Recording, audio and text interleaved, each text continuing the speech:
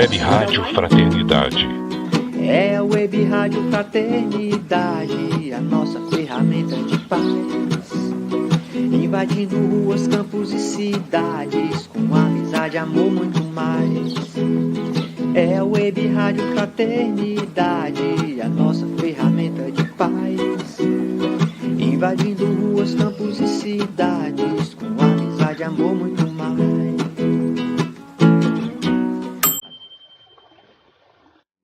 Esteja sempre em contato com o bem.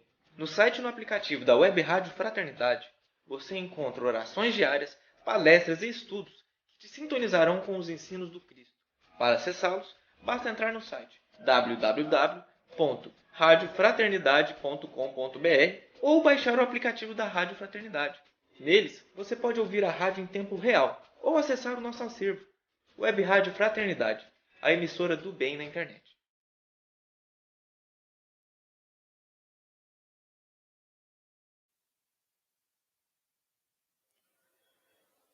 Muito boa noite, ouvintes, internautas espalhados pelo Brasil e pelo mundo. A gente está começando aqui pela emissora do bem, a Web Rádio Fraternidade, mais esse momento, mais esse encontro do nosso Pinga Fogo. Boa noite para você, meu querido amigo Jorge Elahá. Tudo bem?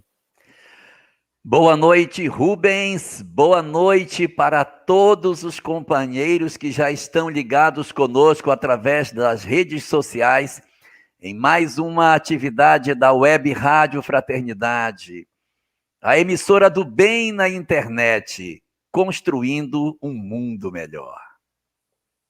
Muito bem, seu Jorge Elahá. Vamos ver aqui. Vamos lá. O que a gente tem hoje de especial para a reflexão com os nossos amigos?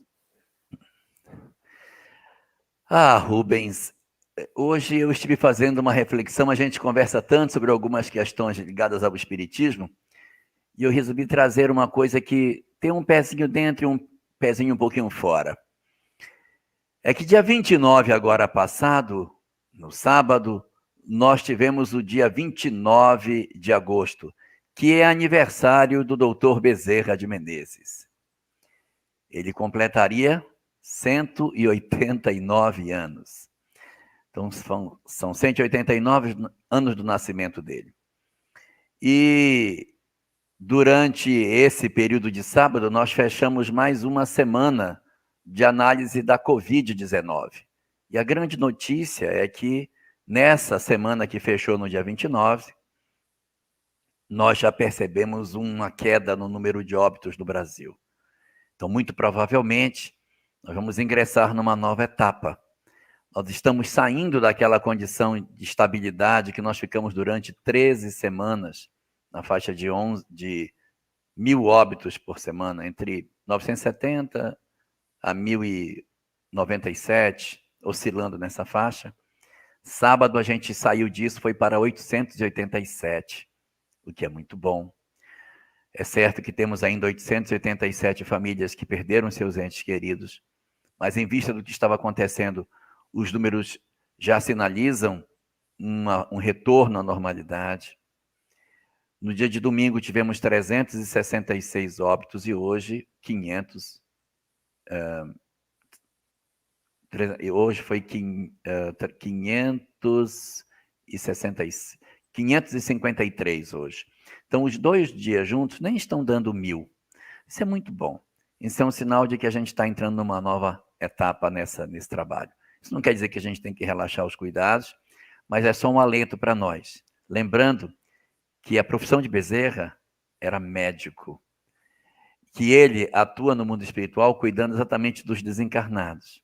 Então, o aniversário foi dele, mas o presente foi dado para nós. Nós que recebemos o presente de que entramos numa nova fase, o Brasil vai começar devagar a retornar à realidade, à normalidade. E isso é muito bom.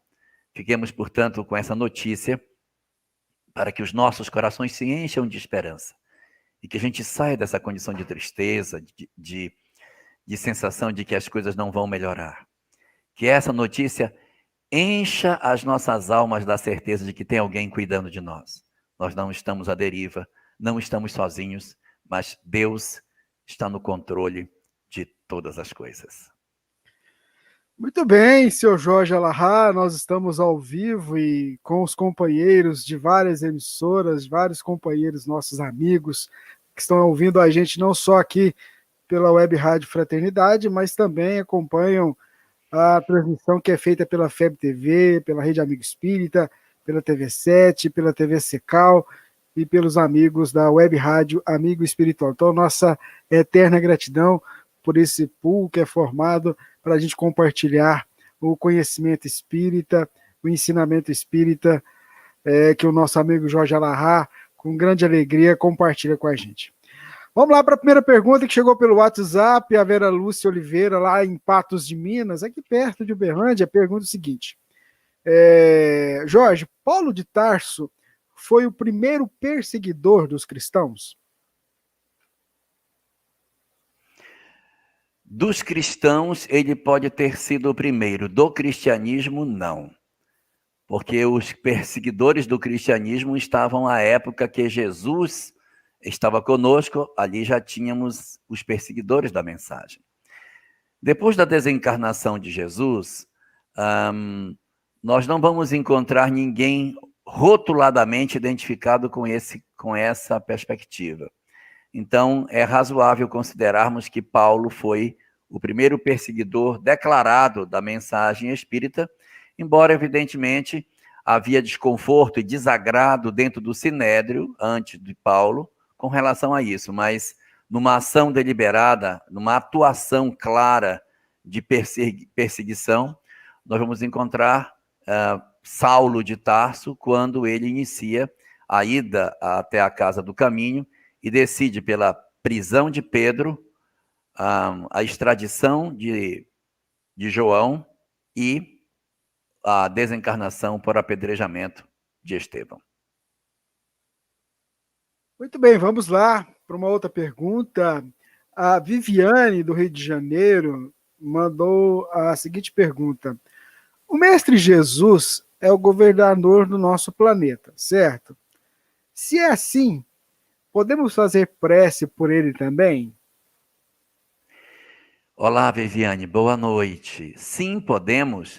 O capítulo 28 do livro Evangelho segundo o Espiritismo, Coletânea de Preces Espíritas, traz uma série de preces que ali são colocadas por Allan Kardec. E lá é dito que é lícito que nós oremos para Deus e para os espíritos, pedindo aos bons espíritos que atuem em nosso favor.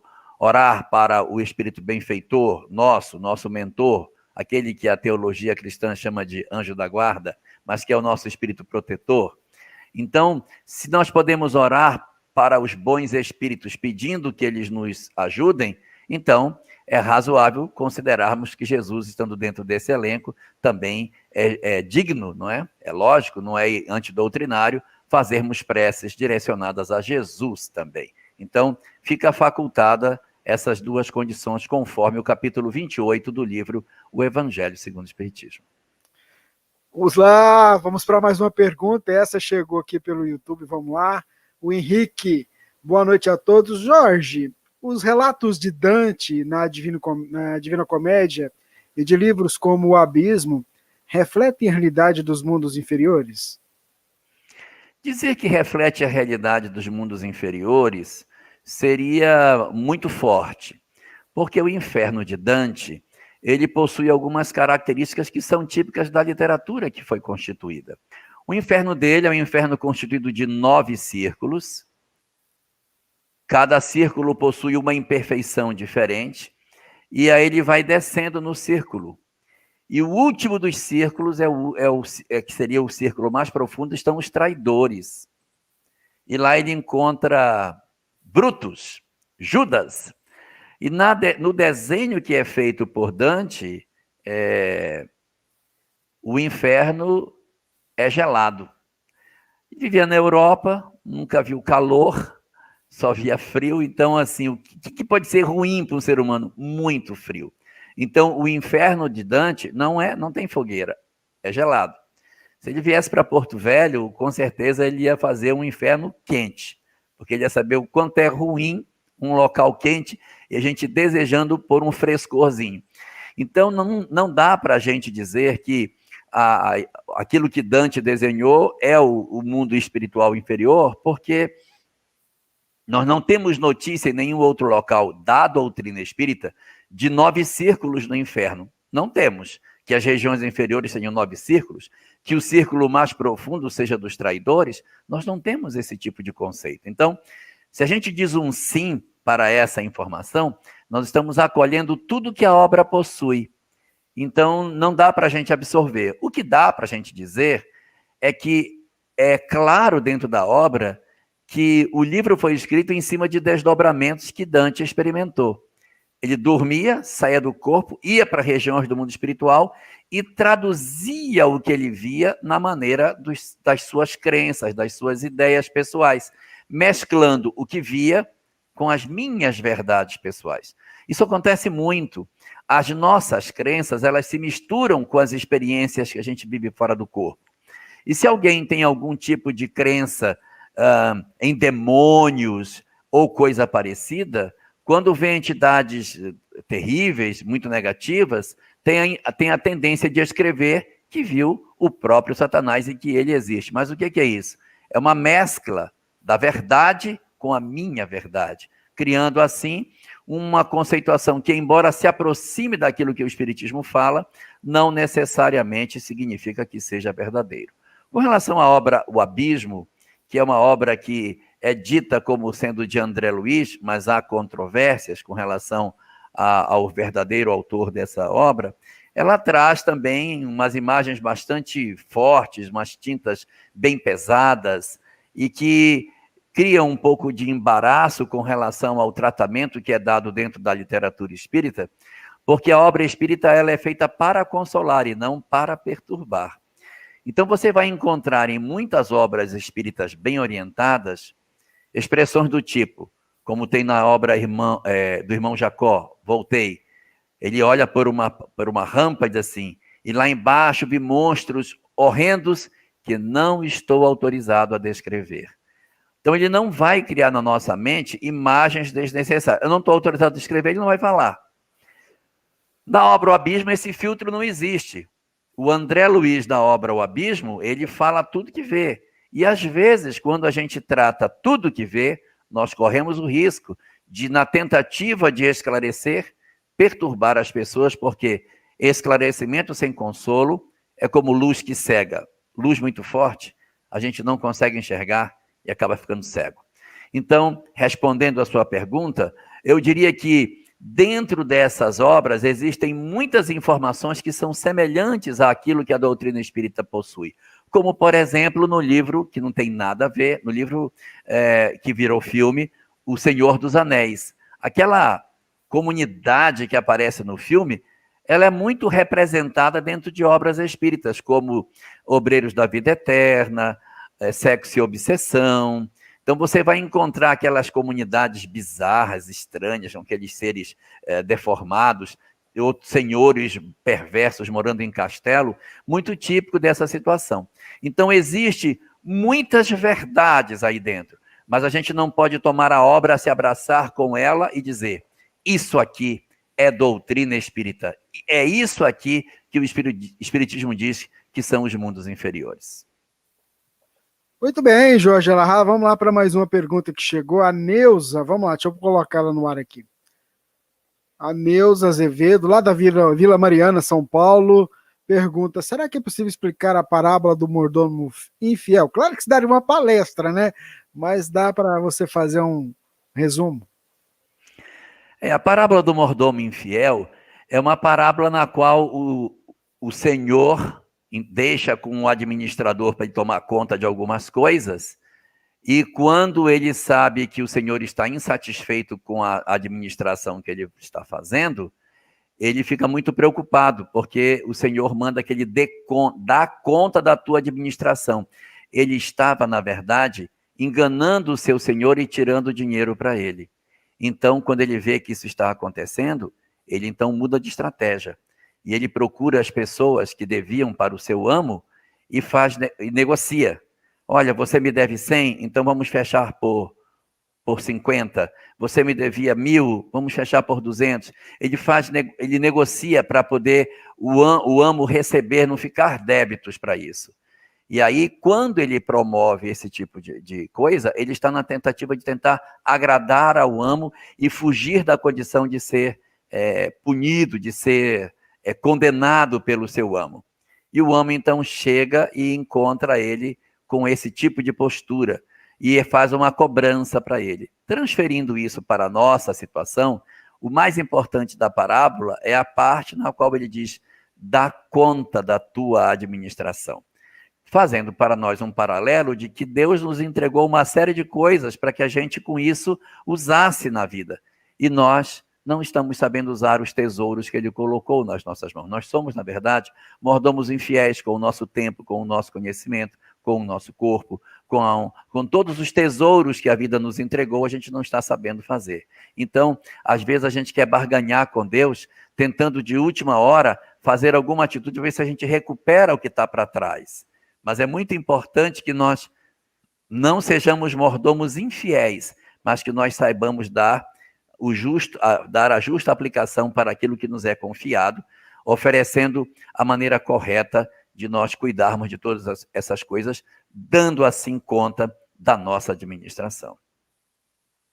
Esse é o Pinga Fogo, com o Jorge Elahá, você acompanhando com a gente aí, espalhado em vários lugares do Brasil e do mundo. Que alegria ter a sua sintonia conosco. Vamos seguindo aqui para mais uma pergunta, essa feita pela nossa ouvinte Helena Durval, lá de Niterói.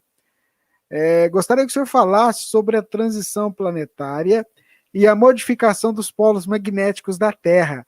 Como essas modificações podem afetar os encarnados física e energeticamente. É verdade que algumas pessoas podem sentir mal? Helena Durval, de Niterói, no Rio de Janeiro. Boa noite, Helena. Os polos magnéticos da Terra, eles já mudaram de posição várias vezes durante todo o período geológico do planeta. Numa coincidência muito interessante, no período em que o homem está presente na Terra, o polo magnético está muito perto do polo verdadeiro, ou seja, o norte verdadeiro é muito próximo do norte magnético. Mas isso foi uma circunstância, porque ele já esteve próximo do Equador, já desceu, já subiu, ele já mexeu na Terra para vários lugares. E esse movimento que esses polos magnéticos fazem, eles são naturais da própria construção e do próprio modelo, processo de aprimoramento da vida na Terra. Ele não tem, segundo aquilo que o Espiritismo nos indica até o momento, nenhuma implicação direta com o ser humano em si. Evidentemente, existem muitas doutrinas místicas e espiritualistas que apontam a influência do zodíaco, dos astros, dos alinhamentos dos planetas e do polo magnético da Terra também. Mas dentro da literatura espírita, nós não encontramos nenhum tipo de conexão entre essas modificações do polo magnético, que são naturais da vida do orbe, com relação à vida dos homens. Segundo a doutrina espírita, a única coisa que interfere verdadeiramente nos espíritos é o pensamento. Não existe na visão do espiritismo nenhum objeto em particular, nenhum tipo de elemento, ou varinha de condão, ou amuleto, que possa exercer qualquer tipo de influência verdadeira sobre os espíritos. As crenças pessoais dos indivíduos podem levar, de maneira psicológica, que eles se sintam envolvidos com determinados objetos ou determinados rituais. Mas, a bem da verdade, segundo aquilo que o Espiritismo nos põe, só o pensamento é que é capaz de interferir e influenciar os espíritos para que eles alterem a sua posição. Tem uma pergunta aqui, Jorge, eu não sei se você não souber responder, não tem problema, é tranquilo, tá? Aqui a gente tenta, mas vamos lá. É do Rogério Ferreira, ele deve ser parente da Divina, né? Não, Divina Ferreira, ó, lá de Tumbiara. Brincadeirinha. Ele quer saber uma dúvida. Ele recebeu um vídeo falando que esses medidores de temperatura que estão sendo usados, eles afetam a glândula pineal. Isso é verdade? Rogério Ferreira, lá de Tumbiara, Goiás. Boa noite, Rogério. Talvez nos falte ainda um instrumento científico para garantir essa verdade. Porque tudo é muito jovem, tudo é muito cedo, muito novo, a gente não conhece esse instrumento ainda direito. Talvez isso venha de uma hipótese, mas não de uma realidade. Mas eu particularmente tenho as minhas dúvidas. Porque a posição da glândula pineal é entre os dois olhos no centro da cabeça. E o pessoal costuma medir na altura da testa. Então, a glândula pineal está embaixo, ela está entre os olhos, no meio da cabeça. Se nós traçássemos uma linha entre os olhos e o centro da cabeça, descêssemos uma linha no centro da cabeça e uma outra entre os olhos, o encontro desses dois seria a glândula pineal. Então, ela está bem mais abaixo do que o ponto que as pessoas estão medindo, que é no meio da testa. Então, por esse particular, eu acredito que a gente não esteja afetando. Pode estar afetando outra parte do corpo, mas a glândula pineal provavelmente não está. E a gente não tem ainda, eu creio, nenhum tipo de comprovação científica da real influência desse LED, desse laser, no nosso corpo. Jorge Alahá, eu esqueci uma coisa hoje na abertura do programa, você acredita? Eu vi. Você viu, né? Você nem me lembrou, né? Eu fiquei Não. tão apavorado aqui porque não entrava no YouTube da rádio. Sabe Então, por que eu não lembrei você? Porque eu vou ter uma novidade para você. Aí eu... mas essa novidade era aquela vinheta dos 30 segundos. E não era essa. Pois é, aí eu achei que era aquilo. Pois é. Ó, gente, se vocês me perguntam, o pessoal tá cobrando aqui internamente. Vamos lá, vamos soltar a vinheta.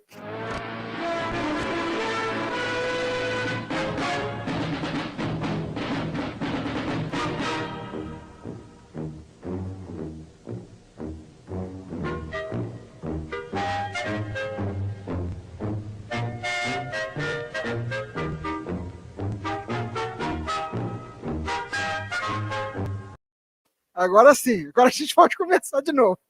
Brincadeirinha, gente. Ao vivo é assim mesmo, é muita coisa. Mas vamos seguir com as perguntas aqui, Jorge Alahá. Vamos lá para mais uma que a nossa ouvinte falou. Deixa eu pegar aqui, vamos lá. Gostaria de saber do Jorge... Nome. Tem nome? Tem, a Krishna Maria, lá de Cuiabá, no Mato Grosso. Ela pergunta o seguinte, gostaria de saber do Jorge o que a espiritualidade tem a dizer a respeito da briga constante que o ser humano tem contra a preguiça, contra a falta de ânimo, contra a procrastinação. Ela agradece se você puder ajudar ela a entender isso. Esses três elementos que parecem muito próximos, né? A preguiça, a procrastinação, que uma coisa está muito relacionada com a outra, ela tem muito a ver com o nosso eu interior. Porque se a gente perceber, entre as características que Allan Kardec define dos espíritos que ocupam, que habitam os mundos de provas e expiações, uma das suas características é o endurecimento. E o endurecimento dos seus corações, ou seja, o fato de serem espíritos endurecidos, é a capacidade de não mudar. Então, eles têm resistência. Isso é uma forma de resistir à mudança. A nossa preguiça, a procrastinação, que é o desejo de sempre estar adiando as coisas, empurrando para frente, empurrando com a barriga e não fazendo, é uma maneira de nós fazermos uma negação velada daquilo que a gente não quer fazer. Isso aqui eu vou fazer depois. Vamos fazer isso depois.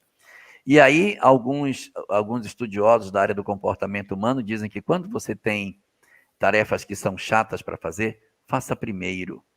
Porque se você fizer as prazerosas, você não vai ter depois compensações.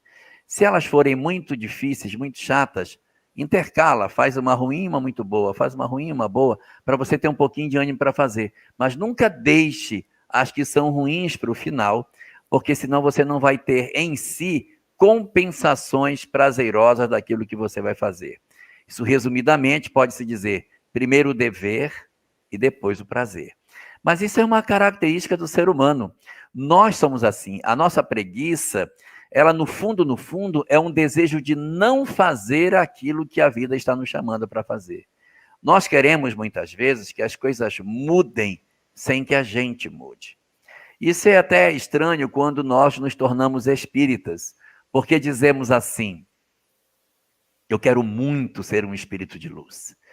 Eu quero muito ser uma alma evoluída. mas eu não quero mudar para isso. Eu não quero fazer nenhum esforço. Tudo que me chama para que eu mude, eu não quero, eu rejeito. Eu não aceito nada que me constranja a mudar do que eu sou. Eu quero mudar sem mudar. Isso significa preguiça moral. Eu não quero me esforçar, porque a mudança interior vai exigir de nós esforço, renúncias. Imagina o quanto você vai ter que lutar contra si mesmo para abandonar determinadas imperfeições para abraçar aquilo que já sabe que é melhor. Nós temos uma tendência de repetir as faltas do passado. E para que você abandone determinadas condutas que você tinha ou tem para ingressar numa nova situação de novas condutas, isso a gente não faz sem esforço. Não existe forma de você mudar sem que exista por trás disso renúncias, momentos de conflito, lágrimas, para que você diga, eu consegui vencer. Hoje eu consigo fazer o que eu não fazia antes. Me custou muito, mas eu hoje consigo, não faço mais o que eu fazia. Mas vão aí muitos esforços para que isso aconteça. Por essa razão, nós podemos identificar isso como a nossa preguiça, a nossa procrastinação. É isso que faz com que a gente permaneça no planeta durante tanto tempo. E o que é mais curioso que Allan Kardec diz, é que nós permanecemos no planeta durante muito tempo, e quando chega um novo período de transição, nós mudamos tão pouco que a gente tem que migrar de novo, porque a nossa preguiça moral, o nosso desejo de procrastinar a nossa mudança, a nossa transformação, faz com que a gente tenha que novamente experimentar um novo degredo, ir para um outro mundo para continuar o processo de mudança até que a gente desperte, abandone a preguiça espiritual e decida fazer por nós aquilo que a gente deveria fazer desde o começo. Muito bem, Jorge, você que está acompanhando a gente aí pelos vários canais que estão retransmitindo esse nosso momento, queria pedir para você dar o joinha aí no vídeo, onde você está acompanhando, compartilhar esse conteúdo para que outras pessoas possam ter acesso e se inscrever aí nos canais que estão retransmitindo o nosso evento. Pode tomar uma água, Jorge, que a garganta fica seca, viu? Pode tomar uma aguinha aí, agradecer aos nossos amigos da Federação Espírita de Rondônia, que se deu espaço lá para o nosso querido Jorge Alahá, está fazendo esse trabalho de divulgação espírita desde a quente Porto Velho, né? Quente. Vamos lá, vamos para mais uma pergunta. Eu vou colocar ela aqui na tela. Vamos lá. A Maria de Lourdes Silvério Marques. Ela pergunta, pede para você comentar essa frase que Jesus teria dito na cruz: Pai, por que me abandonastes? Ele realmente estava se sentindo abandonado pelo Pai? Ela agradece. Boa noite, Maria de Lourdes. Esta frase, ela está no Evangelho de Mateus, é ele que cita essa frase. E tem uma curiosidade nela. Quando ele cita essa frase, ele cita a frase no original, ele não cita a frase como se Jesus tivesse dito, meu Deus, por que me desamparaste? Ele cita dizendo, e Jesus disse, aí abre aspas, Eli, Eli, lama sabachthani. Isso não é aramaico. Aramaico era a língua que Jesus falava. Isso é hebraico. Se você chegar em Israel hoje e disser, o que significa isso? Eli, Eli, lama sabachthani, os judeus vão dizer, isso aqui significa meu Deus. Lama é por quê? Lama, até hoje, lama. Por quê? Sabacht é deixar de lado, jogar de lado. Ani sou eu, sabachthani é abandonar a mim. Então, é hebraico puro. Mas Jesus não falava usualmente hebraico, ele falava aramaico.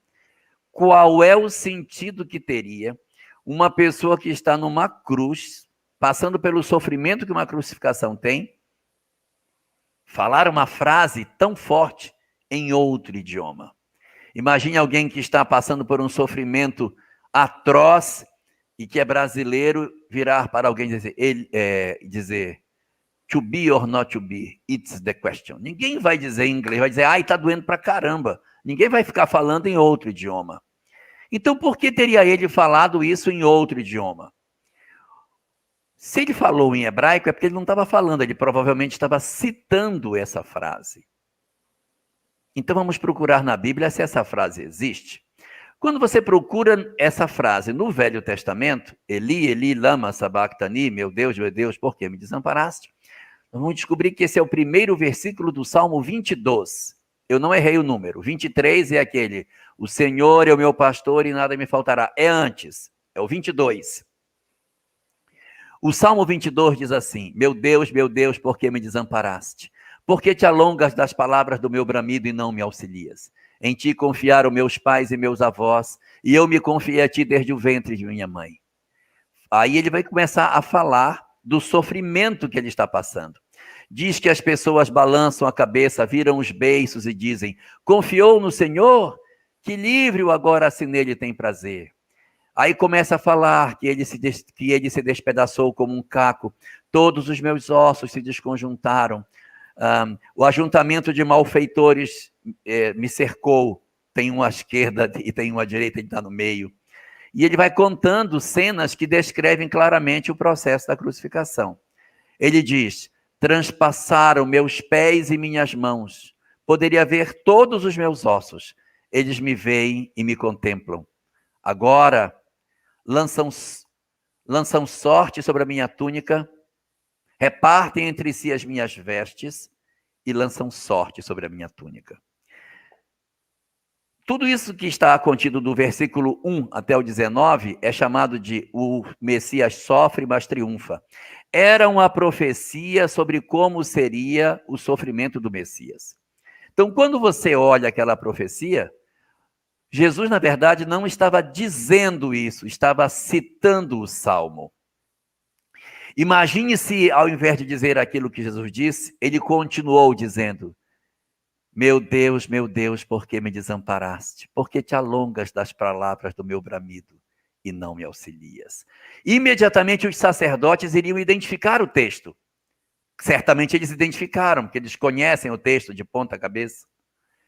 Quando eles viram aqui, eles começaram a dizer, meu Deus, as vestes, meu Deus, transpassaram o pé e mão, meu Deus, fizemos, é o Messias. Então, aquilo ali não era, na verdade, Maria de Lourdes, um momento de fraqueza, um eclipse na espiritualidade de Jesus. Era ele, mais uma vez, dando mais um sinal inequívoco de que ele era o Messias, mas não mais para o povo, para os sacerdotes que haviam comandado sua crucificação. Estava dizendo para eles agora, vocês lembram da profecia? Se cumpriu através de vocês.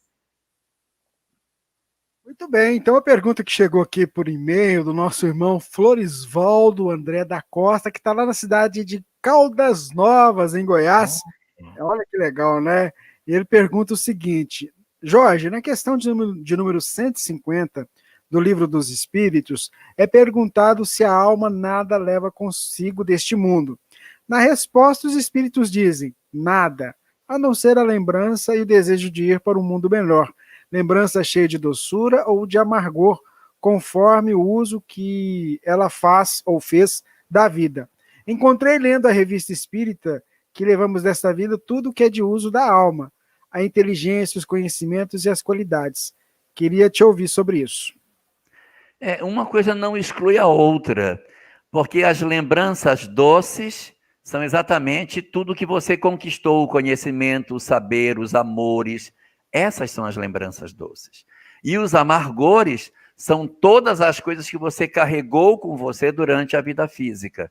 Então, essas duas posições, elas podem não ter as mesmas palavras, mas elas não divergem quanto ao fundo. Sim, verdadeiramente, após a morte, o espírito nada leva daqui do mundo material, porque caixão não tem gaveta. Não dá para levar nada. Nem a dentadura, nem o dente de ouro, não vai nada. Fica tudo. Ficam todos os bens. Mas vai levar o quê? Vai levar só o que está dentro de você. As coisas boas, que são as boas lembranças, e as coisas ruins. Só o que a gente puder levar dentro da nossa alma. E aí, entre as coisas boas, está esse elenco de coisas citadas aí na Revista Espírita. Eu entendo que não há, nesse sentido, nenhum tipo de contradição no texto, e o que está sendo posto, na verdade, é que a gente se desapegue dos bens terrenos, porque não vamos levar nada que o mundo material possui. Nada. nem o título. O foco tem que ser a transformação moral do ser, né, o Jorge? Tem Ponto final. Né, é isso. Nós temos que entender que aqui é um meio, não um fim, né? Sim. Vamos lá, vamos para mais uma pergunta que chegou aqui. Você foi falar das parábolas, olha aí mais essa. Cláudia Regina. Pronto, podia fazer uma série, As Parábolas. Poderia explicar melhor as parábolas? Deixai os mortos enterrarem seus mortos? A nossa irmã ouvinte, internauta, Cláudia Regina. Boa noite, Cláudia Regina. Não é uma parábola, essa é uma história real. Isso não foi nenhuma historinha contada. Essa é uma história que aconteceu quando Jesus estava num certo local e um rapaz chega com ele e diz: eu quero te seguir, mas meu pai faleceu e eu quero primeiro enterrar meu pai para depois vir. E aí Jesus diz para ele: deixa aos mortos o cuidado de enterrar seus mortos. Esses primeiros mortos são os mortos segundo o Espírito. Deixa os mortos segundo o Espírito, ou seja, aqueles que não estão preocupados com a vida espiritual, enterrarem seus mortos físicos. Então, deixa os mortos segundo o Espírito enterrarem seus mortos segundo a carne. Mas por que é isso? É porque a herança dependia da presença do filho no funeral. Então, o desejo de ir é para ter acesso àquela herança que o pai deixaria. Então, não te preocupa tanto com as coisas materiais, porque corre o risco de que, quando você vai atrás das coisas materiais, para depois vir atrás das coisas espirituais, os bens materiais podem colocar você a perder. Então, não está aí colocado uma negligência com relação ao amor filial, mas o evitar com que nós tenhamos um excesso de zelo com as coisas do mundo terreno e não venhamos a dar o valor devido para as questões do espírito. Então, deixai aos mortos o cuidado de enterrar os seus mortos. Então, deixa eles cuidarem do funeral. Não precisa você cuidar disso. Você cuida da família, mas deixa que o funeral os outros cuidam. Não precisa você se envolver nessa parte. Não tenha tanta preocupação com a herança. Você cuide dos que ficaram vivos. Cuide de sua mãe, que está precisando da sua ajuda. Cuide de seus irmãos que ficaram. Mas não cuide do morto, porque, na verdade, nós estamos, às vezes, fazendo certas coisas para ganhar vantagens terrenas. Cuidemos dos que não têm nada para nos oferecer, que a gente vai ganhar muito mais. Vamos seguindo aqui, tem uma pergunta muito interessante. A nossa internauta, a Silva Ferrari, de Porto Velho, pergunta... Meu Deus, Porto Velho? Silva Ferrari, de Porto Velho, Rondônia. Meu Deus! Por que ela não me perguntou aqui? Gostaria de saber do Elahá se no caso do divórcio, onde houve traição, também é um abandono de prova. Certo. Vamos lá, é com você. O nome dela? Silvia. Silvia. Boa noite, Silvia. Na verdade, segundo o que o Espiritismo diz, nenhum casamento foi programado para terminar antes do tempo que seria aquele esperado pela existência humana. Quando existe uma interrupção desse relacionamento, é um indicativo de que alguma coisa não deu certo. Não significa dizer que, obrigatoriamente, o casamento que nós estamos é o planejado. De repente, ele nem era o planejado. A gente entrou num casamento que não era o planejado e acabou saindo dele. Ele nem era planejado, a gente acabou saindo. Mas ele pode ser o planejado e a gente acabou saindo dele antes do tempo. Por qual razão a gente pode sair? Existem razões que são justificáveis e razões que não são justificáveis. O livro Encontro Marcado, de Emmanuel, ele traz algumas discussões sobre essa questão, em que ele diz que o divórcio é sempre uma decisão lamentável, embora às vezes seja justa. Então, veja, sempre se irá lamentar. Por que vai se lamentar? Porque era melhor que não tivesse acontecido. Mas mesmo sendo lamentável, haverá situações em que ele se apresenta como sendo justo. No livro Na Era do Espírito, em que Herculano Pires e Chico Xavier escrevem, um com o pseudônimo de Irmão Saulo, que é o pseudônimo que o Herculano Pires usa, e Emmanuel assinando por Chico Xavier, eles produzem um texto muito interessante e tem uma mensagem lá sobre a questão do casamento e divórcio, em que eles dizem que ninguém pode aceitar a criminalidade em nome do amor. Então, na hora que existe violência, que existe agressão, que existe desamor, e que as pessoas se sentem escravizadas junto a outras pessoas, nós temos que começar a pensar realmente se essa é a relação que a gente gostaria de manter. Não estou dizendo aqui para os casos de relação onde você percebe que há um esfriamento da relação, uma tendência das pessoas ficarem distantes, mas não há um processo de agressividade, de violência que esbarre na questão do crime. Você evoca aí especificamente o aspecto do adultério. Nesse caso, o que é que nós temos? Nós temos alguém que, por conta de uma dificuldade que a relação tinha, saiu para um relacionamento extraconjugal. Nesses casos, a gente precisa considerar muitos fatores. Que, de repente, a relação para entrar uma terceira pessoa, ela precisa estar enferma. Porque se a relação estiver realmente saudável, a tendência é que não apareça um terceiro elemento. Ele só aparece porque, de algum modo, existe uma frincha, existe uma rachadura, existe uma trinca na relação por onde a terceira pessoa entrou. Então, assim, não estou querendo criticar ninguém, mas a gente precisa, nessas horas, também fazer um processo de autoanálise para verificar até onde nós também não contribuímos para determinados fenômenos. Agora, aceitar a pessoa depois disso é uma outra conversa. Se nós não nos sentimos mais em condições de continuar uma relação, nós temos o direito de tentar encontrar uma outra forma de viver a nossa afetividade. Se eu não estou feliz com aquela pessoa,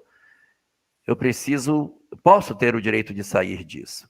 Mas o Espiritismo nos fala que é muito importante que, antes da gente tomar essa decisão, que nós consultemos a nós mesmos, se nós já fizemos tudo para que aquela relação se cure, para que ela melhore. Porque se nós não investirmos de nós tudo o que nós pudermos para resgatar essa relação fragilizada, amanhã a nossa consciência pode nos incomodar pelo fato da gente não ter feito tudo o que nós poderíamos fazer para salvar aquela relação.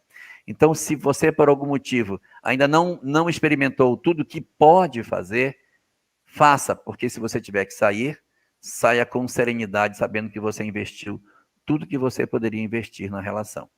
Aí vai depender se você tem condição ou não de permanecer na relação. Se for sair, perdoe. Perdoar não significa voltar. Perdoar significa não carregar a pessoa dentro de si. Às vezes a gente perdoa e volta, mas tem vezes que a gente perdoa e segue. Independente se vai seguir ou vai ficar, perdoar é o grande caminho para que a gente não viva amargurado e tenha que, de repente, no futuro, reviver experiências que já não seriam mais necessárias para o nosso crescimento espiritual. Muito bem, nós estamos ao vivo. Toma água aí, pode tomar uma aguinha que você precisa hidratar, tá quente aí em Porto Velho. Ali do lado, ali no fundo, a Divina trabalhando. Divina, dá um oi aqui pro pessoal. A Divina tá ali coletando as perguntas que chegam. Dá um oizinho pro pessoal aí. Eita, é a equipe da Web Rádio Fraternidade trabalhando para levar para você aí, ouvinte internauta, esse nosso Pinga Fogo de número 21. Que bacana, né? Vamos lá. Vamos para mais uma pergunta que nos chegou aqui pela rede. Deixa eu ver aqui. Essa pergunta aqui. A Nerci. Boa noite. É natural a gente se ver em um corpo de um espírito que viveu na Terra? Eu me vi assim, inclusive com voz, e fiquei muito surpresa. O que você acha, Jorge? Boa noite, Nerci. Eu acho que a Nerci é de Boituva, interior de São Paulo. Depois ela responde. Vamos ver se ela responde aqui depois. Sim, Nerci, isso é uma possibilidade da gente, de repente, durante o sono, desdobra e volta para um clichê mental que a gente tem. Se vê em roupas distintas, usando roupas de uma época que já passou, vivendo em lugares que a gente nunca pisou. Isso é uma situação que pode acontecer. E a gente vai admitir que ela seja tanto mais verdadeira, quanto mais vezes esse mesmo sonho, essa mesma experiência se repetir. Se você tem sonhos sistemáticos em que você se vê num campo de batalha, cercado de corpos, atirando, matando pessoas, ouvindo tiros, e esse sonho se repete, é muito provável que você tenha tido esse tipo de experiência. E ela ficou tão traumaticamente gravada em você que quando você dorme, sai do corpo, você volta para as cenas da guerra. Se você foi alguém que viveu uma experiência traumática de ter sido enterrado vivo, você corre o risco de, durante o sono, ter a sensação de preso num local e você se sufocando, e esse sonho é um sonho repetido, como sonhos em carruagens, sonhos como gladiadores, sonhos em mosteiros. Quando os sonhos se repetem, é um grande indicativo de que a nossa alma está fixada numa história do passado e nós, portanto, estamos lembrando daquilo. Nós, enquanto espíritos, estamos lembrando daquilo que nós vivemos. Então, não é um outro espírito, é o mesmo espírito. Sou eu num outro corpo no passado. A gente não deve ter a ideia de que a gente vai viver a história de um outro espírito. Não. A gente vai viver a nossa história, porque o eu é o espírito. Eu sou o espírito que estou num corpo. Eu não sou um corpo que tem um espírito. Quem está falando não é o corpo, é o espírito, é ele que tem as ideias. Então, sou eu, espírito que sou, relembrando uma história que eu tive lá atrás, numa outra existência em que eu tinha um corpo diferente desse que eu tenho hoje. Lembrando que, quanto mais isso se repetir, mais veracidade a gente pode dar para essa história. Mais uma pergunta que chegou via TVC Ecal, dos nossos amigos lá de Florianópolis. A Joana Maria, gostaria de saber se é verdade que o mapa do Brasil, do mundo, vai sofrer uma grande mudança e que isso causaria a morte de muitas pessoas. Dá para a gente lembrar? A gente não pode esquecer que a doutrina espírita é uma doutrina consoladora, né, Jorge? Nós não temos notícias espíritas seguras com relação a esse tipo de informação. Essas informações meio catastróficas, elas são muito recorrentes na história da humanidade. O tempo todo isso acontece. Quando nós tivemos um período na Idade Média que se aproximava ao ano 1000, a humanidade ficou enlouquecida, porque gerou um processo de neurose muito grande nas pessoas, porque as pessoas achavam que eles não iam chegar a completar, porque ia fazer 1000 anos, então ia acabar. E as pessoas tinham ataques histéricos, elas iam para a rua, começavam a gritar, e quando uma entrava em crise, estimulava a outra que entrava também, e houve muitos episódios de surtos endêmicos desse tipo de comportamento histérico próximo do ano 1000. Tem até nome para isso, chama-se Dança de São Guido. Dança de São Guido. Era um fenômeno coletivo de histeria em que as pessoas ficavam gritando enlouquecidas e muitos desses casos da Dança de São Guido foram provocados pela chegada do ano 1000. Quando houve o incidente de Fátima, havia um dos 3 segredos, era: de 1000 passarás, a 2000 não chegarás. E todo mundo ficou esperando o ano 2000. Eu nem fazia conta para frente. Queria até fazer um crediário para pagar em 2001, que eu sabia que eu não ia viver mesmo, então podia deixar a dívida, comprar uma Ferrari e tal. Mas aí o Espiritismo apareceu e me tirou essa possibilidade de ter uma Ferrari na vida. Resultado, o ano 2000 chegou e nada disso aconteceu. Então existe sim, dentro da história da humanidade, esses movimentos cíclicos de indicativos de que as coisas serão assim.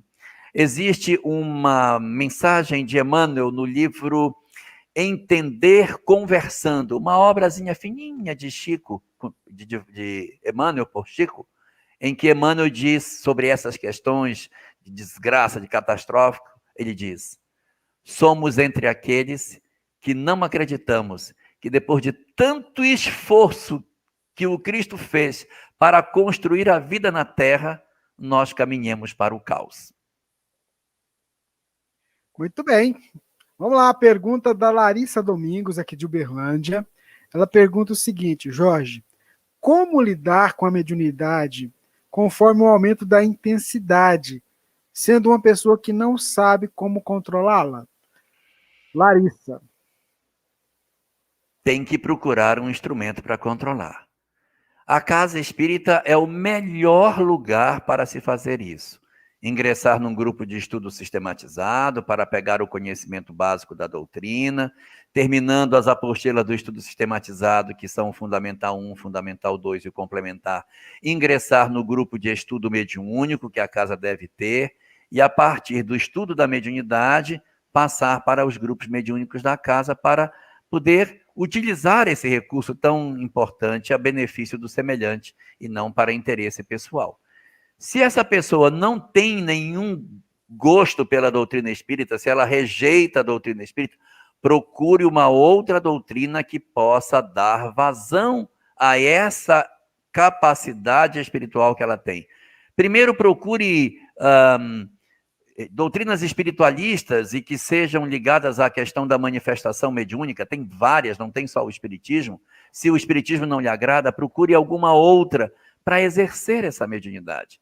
Se também não lhe agrada todas essas formas de manifestações espirituais que existem, procure uma fé cristã, o protestantismo, o catolicismo, através do culto carismático, para que você consiga exercer essa atividade, para que você consiga colocar para fora essa possibilidade que você tem. Mas é muito importante que, se essa mediunidade é ostensiva, que você tenha uma orientação de fé para cuidar dela, porque a gente fica muito exposto, se a gente tem a mediunidade muito aflorada, nesse mundo aí fora, sem nenhum regramento, ninguém que nos cuide, ninguém que nos oriente, nós podemos ser pessoas muito fragilizadas em função dos assédios espirituais que o mundo possui. Tanto quanto nos seja possível, procure uma casa espírita, que é a opção mais adequada para o caso. Mas, em não tendo, essas outras opções podem servir para cuidar de nós. Mas lembre, precisa cuidar. Isso é muito precioso e, de repente, nas mãos ou perturbado por alguém que não gosta de nós, pode nos levar a fazer coisas muito equivocadas. Muito bem, esse é o Pinga Fogo de número 21, dia 31 de agosto de 2020. Vamos lá para mais uma pergunta que chegou para a gente aqui. Vamos lá, vamos postar ela aqui. O Wanderson. Jorge, eu gostaria que ele gostaria que você falasse sobre os espíritos de exilados de capela. Tem alguns espíritos que falam que é mito. O que você diz sobre isso? Boa noite, Wanderson. Exilados de capela é uma questão realmente mais particular. Nós encontramos isso num livro de Edgar Armand, chamado Exilados de Capela, e fundamentalmente na obra Caminho da Luz de Emmanuel. Mas migrações planetárias estão na obra de Kardec. A migração de espíritos de mundos para mundos é da obra de Kardec, isso é do esteio central da doutrina espírita. Se eles vieram de Capela, ou se eles vieram da Estrela Vega, se eles vieram de Aldebaran, isso não importa, isso não é o mais importante. O mais importante é que, na ótica que a doutrina espírita tem, espíritos migram sim.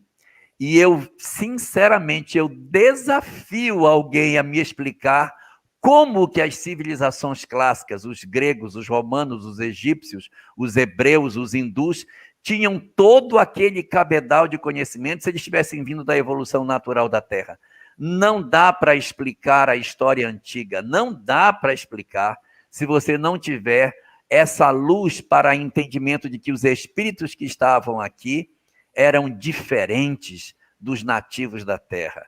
Eles eram, sim, espíritos de uma intelectualidade extremamente elevada, porque só isso poderia explicar os avanços tecnológicos, arquitetônicos, científicos, filosóficos e até religiosos que esses homens possuíam, que mostravam a genialidade que eles tinham.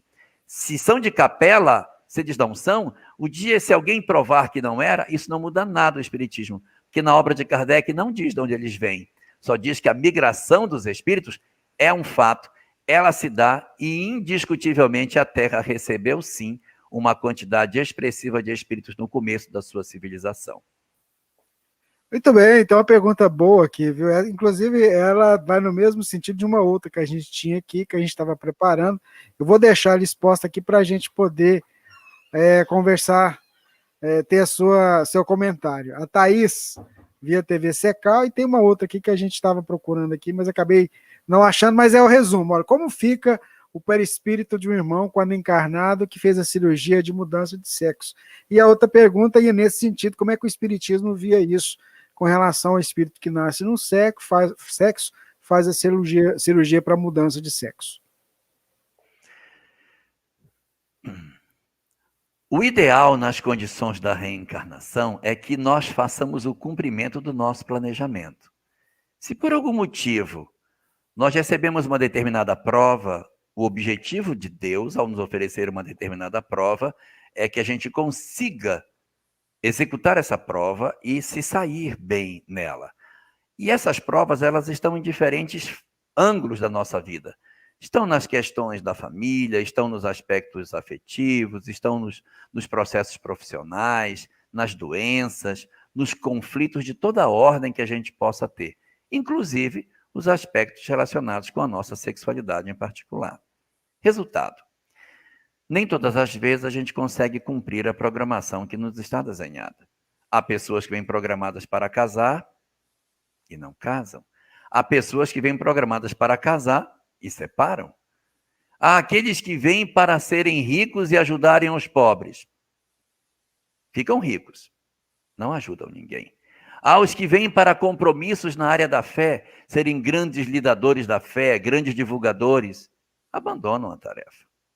Então, pessoas que de repente encarnam, espíritos que encarnam e que não cumprem a sua programação, não é exceção. Na Terra é a regra. Raros são os que conseguem efetivamente cumprir a programação que está prevista. No caso específico daqueles que mudam de sexo, se há um sexo para o indivíduo, o lógico é a gente entender que existe uma programação nessa direção.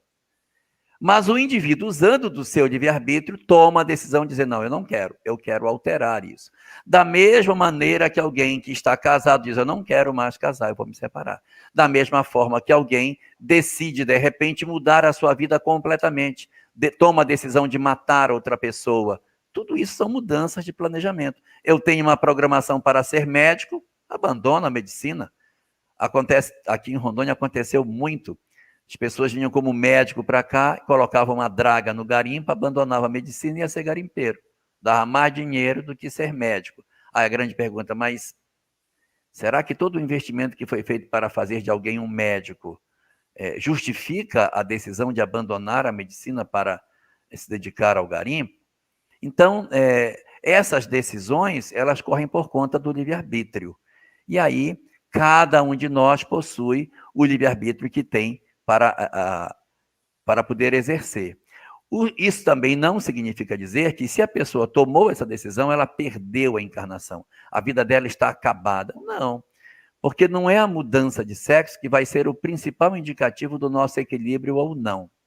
O que mede o nosso equilíbrio na sexualidade é a nossa promiscuidade, é a venda do nosso corpo. É esses que seriam os fatores que a gente tem que ter mais atenção. Porque independente da gente ter uma sexualidade A ou B, mas eu me prostituir e eu ser uma pessoa promíscua, torna-se complicado do ponto de vista espiritual. A segunda pergunta, ou melhor, a primeira, pergunta sobre o perispírito. Ora, o perispírito. O perispírito se modela no corpo mental. O corpo mental é a imagem que a pessoa tem de si mesma. Então, é muito provável que esses que estão fazendo mudança de sexo estão identificando seus corpos com o perispírito que já fez a mudança, porque a imagem que eu tenho de mim mesma é outra. A pessoa diz, eu me olho no espelho e não me enxergo. Eu não me vejo do jeito que eu sou. Então eu me enxergo com o sexo invertido daquele que eu olho no espelho. Então, no fundo, a imagem que eu tenho de mim mesmo ou de mim mesma não é aquela que o meu corpo representa. E a pessoa, então, toma a decisão de fazer a mudança de sexo e, com essa decisão, ela vai tentar, provavelmente, ali, em muitos casos, identificar o que ela já crê de si mesma no seu corpo mental com o corpo físico. E qual é o resultado de tudo isso? Como em todas as experiências que a gente não cumpriu de maneira correta, a gente precisa voltar para cumprir aquilo que ficou faltando.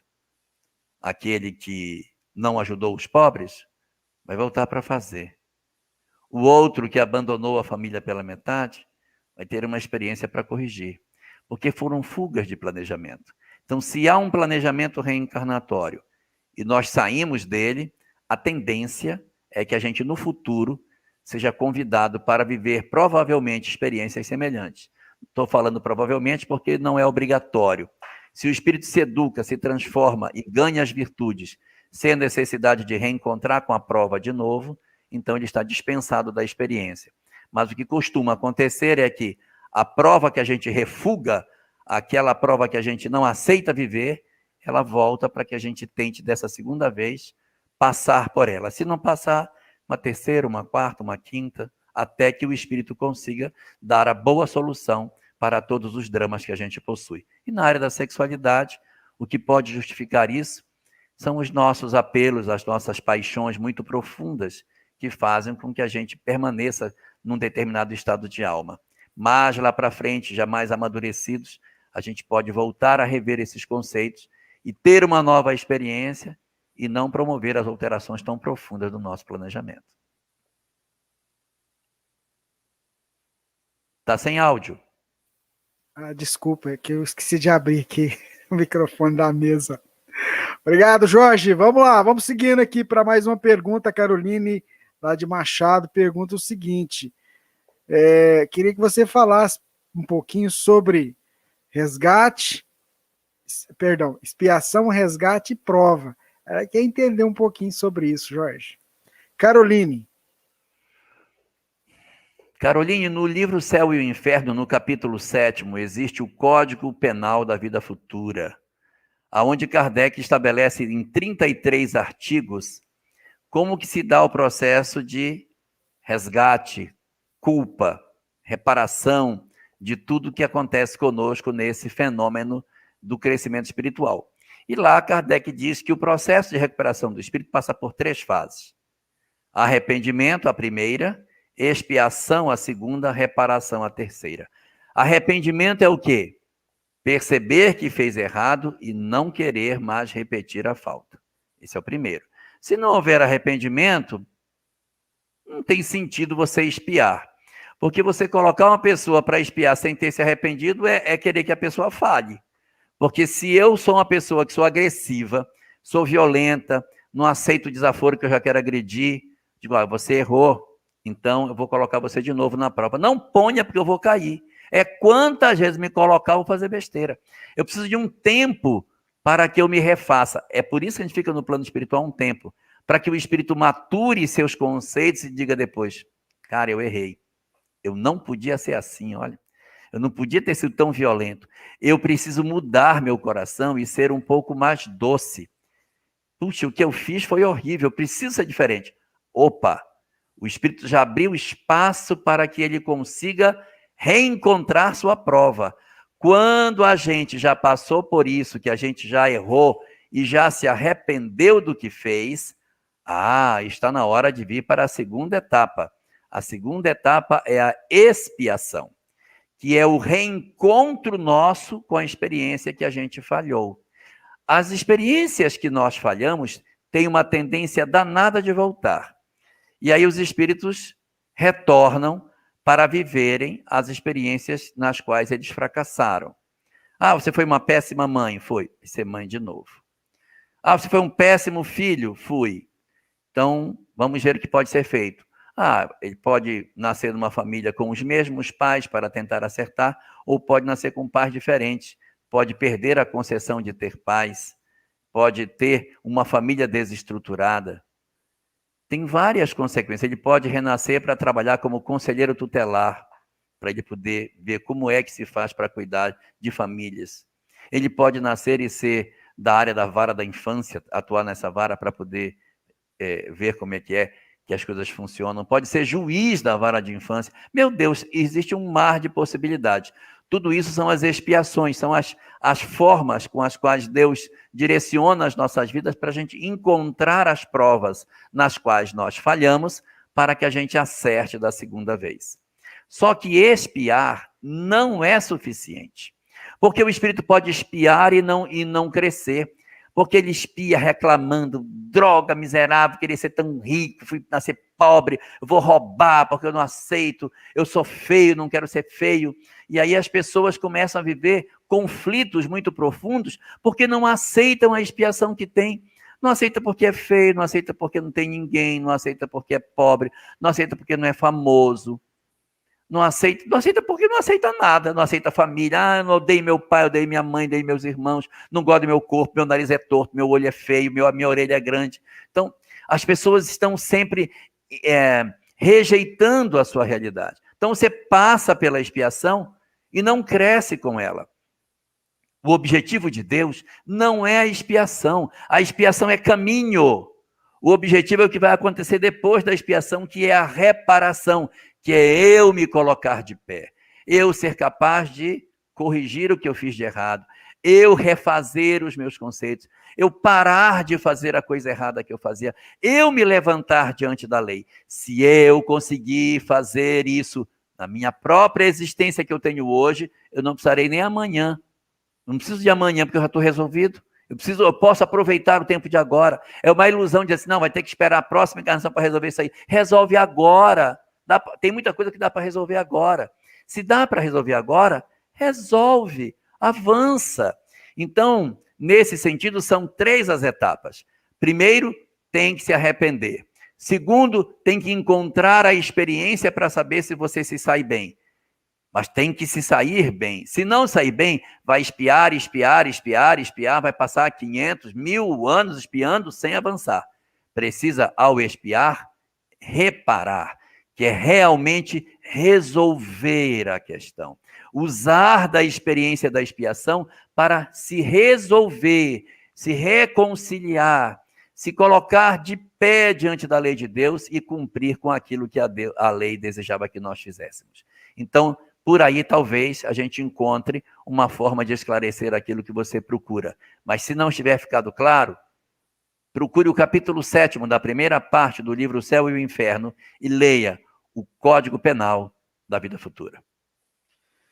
Muito bem, vamos lá, vamos seguindo com o nosso Pinga Fogo. Tem uma pergunta aqui, Jorge, mas você não vai responder ela. Gostaria que o senhor falasse sobre Maria Madalena e Maria de Magdala, 2 personagens do Novo Testamento. Vou falar. Não. Vou. Vai. Vou falar. Maria Madalena é Maria de Magdala, porque Magdala era a cidade onde ela morava. E todas as pessoas que nascem em Magdala são os homens são magdalenos, porque são de Magdala.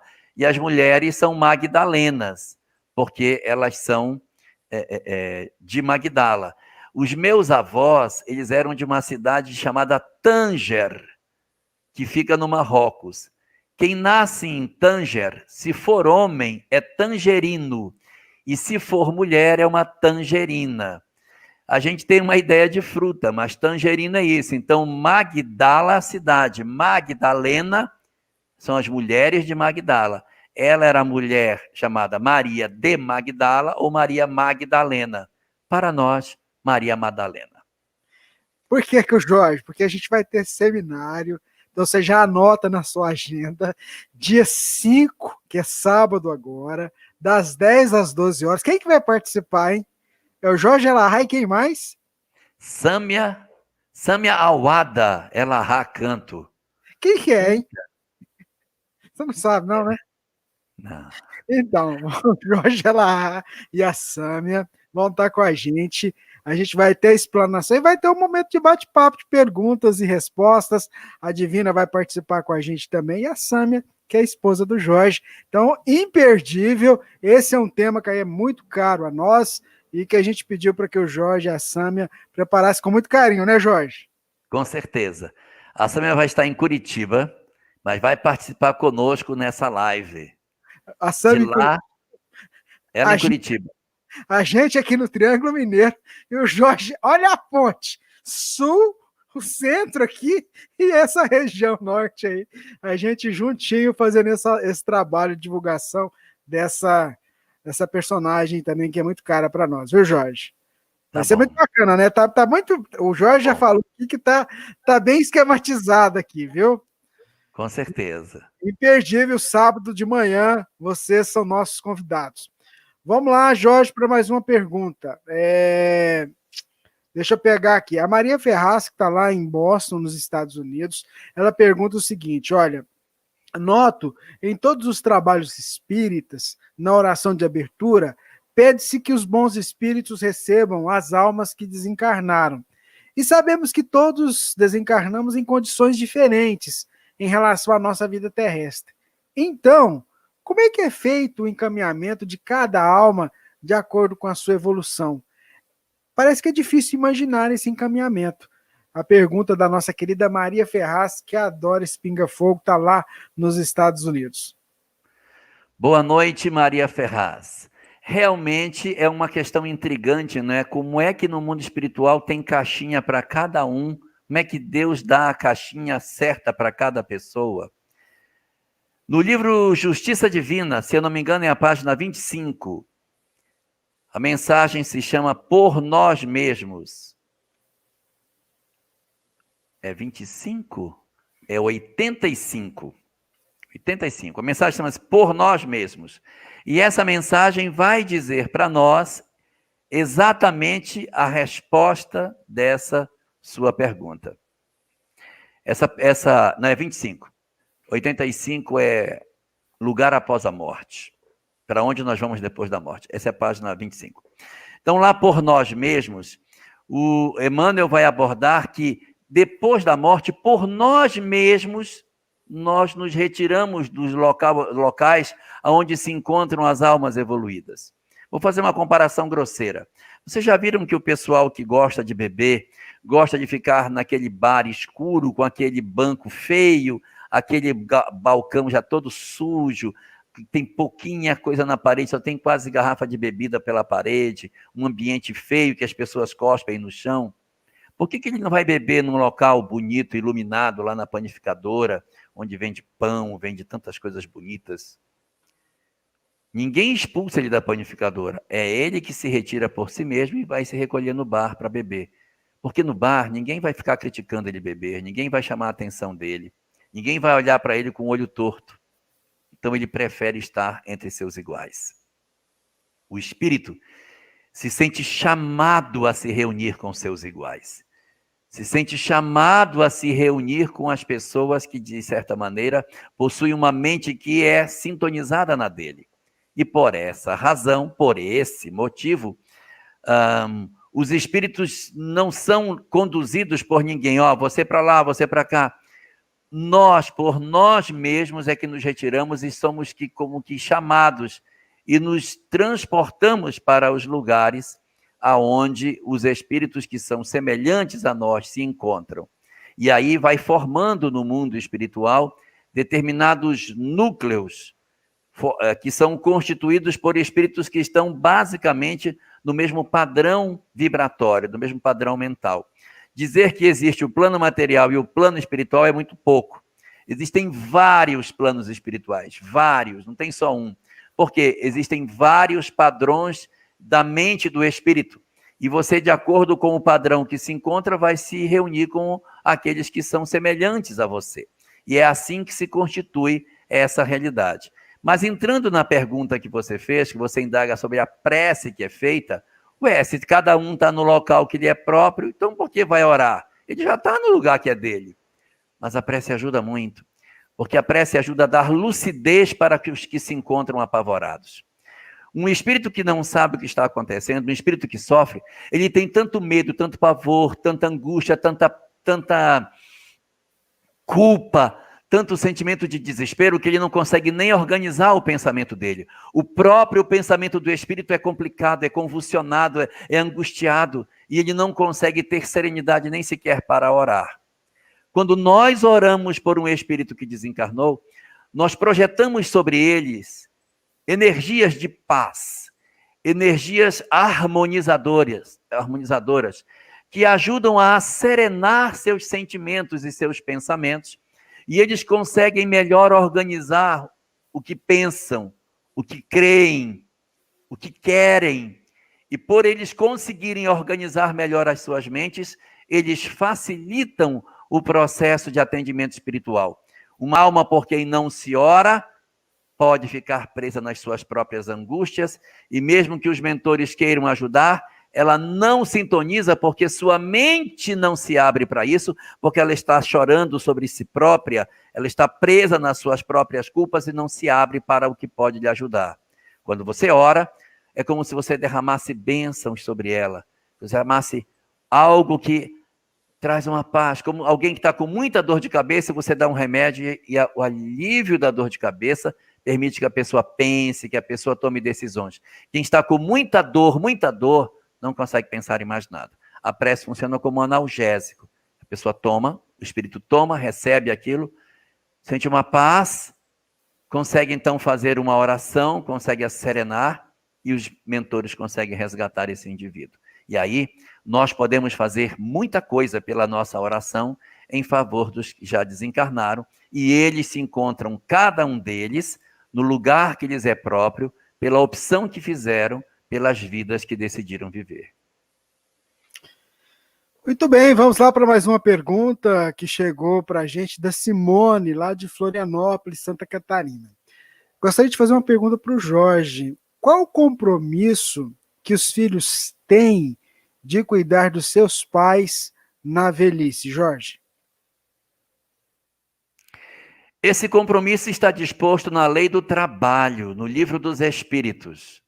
Quando dentro da Lei do Trabalho existe um pedaço chamado repouso, do repouso.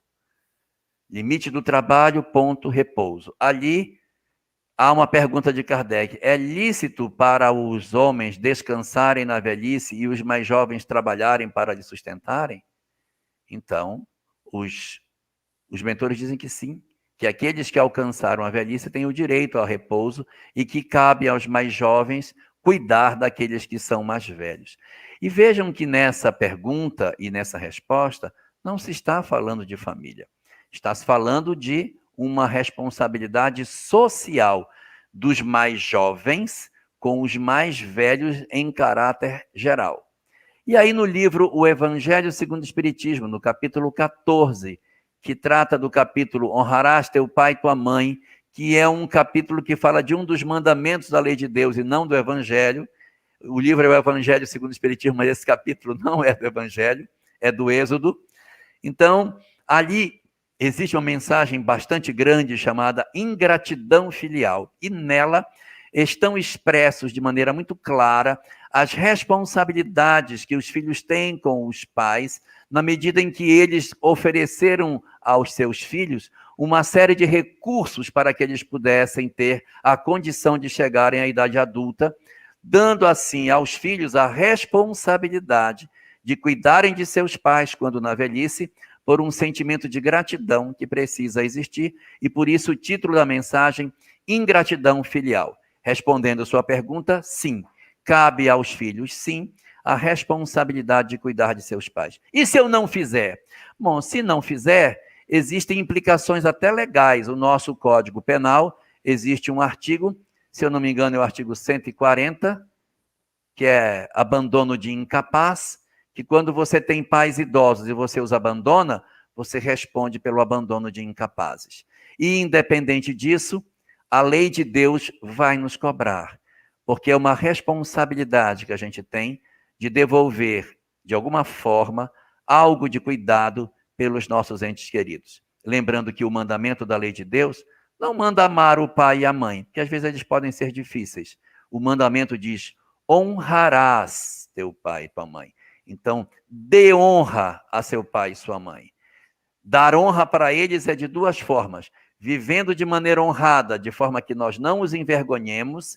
E a segunda, quando na velhice deles, não desonrá-los, vivendo como um objeto abandonado dentro de casa, como se eles nem existissem mais. Mas dê dignidade a eles. Se eles estão com Alzheimer, com uma doença deformante, que já não consegue nem se expressar, não deixe de alimentá-los, de dar banho, de cuidar, para que eles não tenham escaras, para que eles se sintam pessoas e não objetos. É o mínimo que se pode fazer por aqueles que nos deram a chance de reencarnar. Nós estamos ao vivo em várias plataformas. Essa que chegou pelo Facebook. Jorge, sou espírita, acredito na imortalidade do espírito, mas eu tenho pavor de ser sepultada. Até já falei com um filho, quero ser cremada. O que pode ser isso? Maria Rocha. O medo do sepultamento não é tão incomum.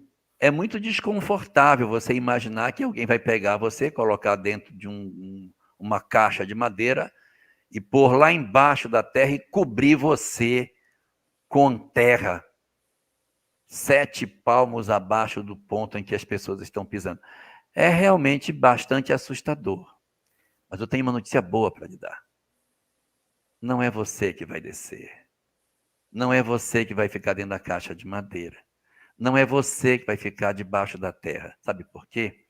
Porque quando chega o momento da morte, os espíritos se desprendem do corpo.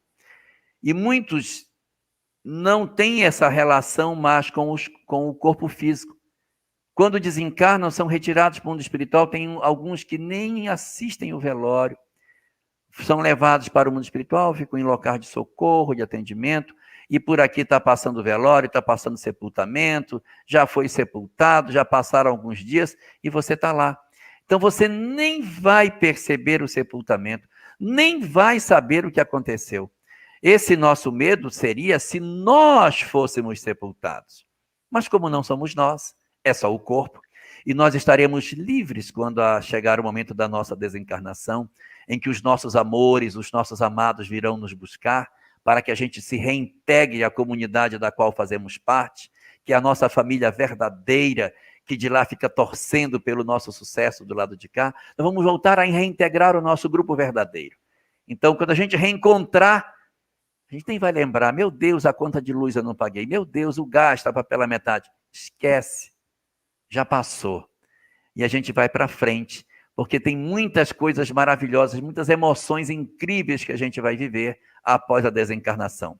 A gente vai sair meio fraquinho, meio cansadinho, com algumas dificuldades, mas o reencontro com os nossos amores vai ser tão magnífico que a gente nem vai lembrar que tem sepultamento, nem que tem velório. Muito bem, é o Pinga Fogo. Vamos para mais uma pergunta que está quase acabando. Gente, são tantos questionamentos que estão chegando aqui. Mas depois está chegando pergunta? Ixi, não para de chegar. Mas é bom assim. É bom que a gente não vai acabar com o programa vai continuar. Caiu na graça de todos nós. Enquanto o povo estiver aguentando a gente, né, Jorge? Vamos lá. Essa aqui veio pelo Facebook. É como entender a materialidade descrita por André Luiz em Nosso Lar, quando Kardec nos diz da imaterialidade no mundo espiritual, assim como o espírito desencarnado, portanto, sem o corpo físico, não sente dor física, nem fome, nem frio, mas sim sensações. A pergunta da Marisa Lavorini Ribeiro, pelo Facebook. Boa tarde, boa noite, Marisa. Na verdade, o termo mais exato aí não seria imaterialidade, seria incorporeidade. Quando Kardec trata dessa questão, os espíritos, imaterial não seria bem o termo, incorpóreo seria mais exato. Então, o mundo espiritual, ele é matéria, porque ele é formado de fluidos. Se ele é formado de fluidos, ele é formado de uma matéria menos densa, mas é matéria. Tanto que você vai encontrar em diversas obras de Kardec citações específicas de espíritos que se manifestam trazendo objetos pessoais, trazendo roupas, trazendo alguns instrumentos que estão no mundo espiritual. E no livro dos médiuns, outro dia eu falei que era no capítulo 7, mas a Carmen Diva me corrigiu dizendo que era no capítulo 8º. Então, capítulo 8º do livro dos médiuns, nós temos um capítulo chamado Laboratório do Mundo Invisível, aonde Kardec discorre sobre esses objetos que existem no mundo espiritual, que os espíritos plasmam com a sua mente, eles modelam com a mente. E no livro A Gênese, no capítulo 15, fala sobre fluidos, em que ele vai mostrar os fluidos e a possibilidade das formas de pensamento, que é a concentração da vontade agrupando o fluido, gerando com isso objetos. Nesse período da formação da codificação kardeciana, Kardec trazia esses dados, mas realmente ele não falou de cidades no mundo espiritual. Não, não tem. Essa citação, ela não existe. Mas é importante observar que Kardec mesmo dizia que ele preferia rejeitar 99 verdades do que admitir uma mentira. Ele tinha muito zelo, porque ele viveu no seio do materialismo. E se ele desse um passo em falso, ele talvez pudesse complicar a doutrina. Então, se ele abraçasse a ideia de um mundo espiritual muito parecido com o mundo corporal, com cidades, veículos, casas e tudo que aparece, bosques, árvores, talvez as pessoas dissessem que aquilo não passaria de uma grande ilusão. Então, ele faz uma representação do mundo espiritual sem esses elementos tão claros, tão nitidamente postos. O que não quer dizer que a apresentação que André Luiz faz do que seja o mundo espiritual seja contrária àquilo que a obra de Kardec coloca. Não há nenhuma contradição. Nós não encontramos naquilo que está disposto no livro Nosso Lar elementos que destoem daquilo que a obra de Kardec coloca. Então, dá para a gente agasalhar o que é proposto por André Luiz com aquilo que Kardec coloca em sua obra. Baseado em quê? No fato de que os espíritos podem manipular os fluidos construindo objetos. Kardec chega até a perguntar se eles podem fazer veneno. Pode fazer um veneno, colocar no copo de uma pessoa, para a pessoa beber o veneno que ele botou? Então, essa pergunta também está lá no livro dos médiuns. E a gente sabe que a fluidificação das águas nada mais é do que a deposição de fluidos que trazem os elementos contrários, benéficos para a saúde das pessoas. Resultado, daquilo que a gente consegue enxergar, Kardec não tratou que o mundo espiritual era imaterial. Ele tratou que o mundo espiritual ele seria, na verdade, feito de matéria, de semimatéria, de fluidos que seria uma forma de matéria também. Então, há muito mais materialidade do que a gente imagina nesse mundo espiritual que o próprio Kardec apresenta. E para você ver como ele tinha muito cuidado com as coisas, quando um espírito realiza um processo mediúnico no qual o seu perispírito se densifica a ponto de ser visto por qualquer pessoa, ou até tocado, em que se pode tocar, e aí você vai me dizer, isso é uma materialização? Pois é, materialização, né? Kardec não usou esse termo. Ele usou o termo aparição, porque talvez se ele usasse o termo dizendo que o espírito se materializa, a academia cairia em cima dele. Se você é louco, o espírito materializado, como que pode aquilo que é espírito virar matéria? Então ele chama de aparição. Para esse fenômeno, as aparições tangíveis e as aparições não tangíveis. Mas o movimento espírita brasileiro, depois de algumas décadas convivendo com esses conceitos, abandonou o termo aparição. Você não vai encontrar no movimento espírita ninguém falando aparição. E isso está na obra de Kardec. O movimento espírita brasileiro fala materialização. Mas isso não está em Kardec. Mas é como a gente entende, porque fica mais claro para as pessoas. 163 anos depois, já estão solidificados alguns conceitos e já é possível dizer que a materialização é o processo de densificação do perispírito, porque nós já passamos por um período anterior, desde 1905, com a física moderna, e depois em 1921, aonde se declarou que matéria é energia e energia é matéria. Que matéria nada mais é do que luz coagulada. Então, quando as duas coisas se conjugam, a gente começa a entender de maneira mais clara de que aquilo que a gente pensa que é só energia, no fundo, é matéria também. Muito bem, a gente está quase chegando ao final do programa, mas tem mais uma pergunta aqui que eu queria que você comentasse. As que vocês estão fazendo, a gente depois está fazendo um compilado, a gente vai colocando num banco de perguntas aqui, e na medida do possível a gente vai buscando vai trazendo aqui para o Jorge comentar para a gente.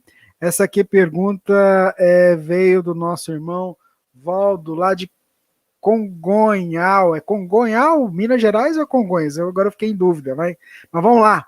Se Deus está na consciência, como ficam os ateus que não acreditam em Deus, Elahá? A questão 621 de O Livro dos Espíritos diz que a lei de Deus está na consciência. Deus não está na consciência, Deus está em toda parte. Porque se ele estivesse na consciência, ele não está fora dela. Deus está em todos os lugares. Sua lei, no sentido do entendimento de sua lei, da compreensão de sua lei, não é a sua lei escrita, o texto, mas a compreensão, o entendimento de que existe uma lei, é na consciência dos homens que ela se encontra. E como que se dá? Eu entendi o sentido da pergunta, não vamos para a literalidade dela, mas entendi. Como fica a questão dos ateus se eles não acreditam em Deus? Isso é um bloqueio psicológico que a gente pode fazer. Nós, quando fazemos as nossas opções de crença, nós criamos bloqueios psicológicos. E esses bloqueios nos impedem, muitas vezes, de enxergar determinados fenômenos. Eu creio que seja assim, e em função da minha crença, eu traço um rumo por aquilo que eu acredito. Então, se eu decido que Deus não existe, eu bloqueio a minha mente para perceber todas as manifestações que o espiritual tenha. A gente às vezes diz assim, Kardec diz que a mediunidade se distribui igualmente entre todos os sexos, entre todas as idades, entre todas as raças, mas não é verdade. Você vai numa casa espírita, tem muito mais mulher médium do que homem médium. Como é que se distribui igual, se tem muito mais mulher do que homem? Na verdade, é porque as mulheres elas são estimuladas a sentirem, enquanto que os homens são estimulados em muitas famílias a não sentirem, a não expressarem seus sentimentos. Então, se uma moça, de repente, é sensível, o pai diz, minha filha, você é tão sensível, o que você tem? Fala para o seu pai. E estimula, chore. Mas se é um rapaz, que é isso, rapaz? Vamos acabar com isso. Então, a nossa educação, ela vai mutilando determinadas emoções dentro de nós. E por conta dessas mutilações progressivas que a gente vai fazendo, nós vamos perdendo o dom de poder expressar as nossas sensibilidades, expressar os nossos sentimentos, as nossas questões. Então, o ego, ele toma conta da mente e não deixa com que a gente observe outros fenômenos. Com os ateus acontece a mesma coisa. Eu fico tão convencido de que não existe nada de espiritual que eu bloqueio a minha mente para que nada disso seja tomado como verdadeiro.